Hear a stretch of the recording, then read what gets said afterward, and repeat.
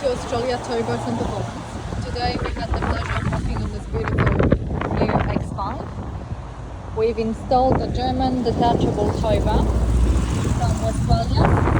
That is an OEM product manufactured in Germany directly for BMW. No bumper cuts required.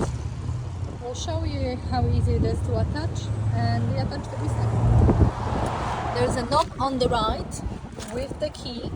So the red part, that's the key that you can use to lock the gooseneck.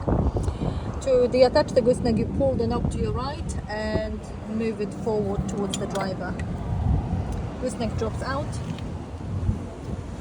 Those are the inserts for the D-shackles. As you can see, there is no visibility of the Towbar once the gooseneck is off. And now back on when you need it. Locate the hole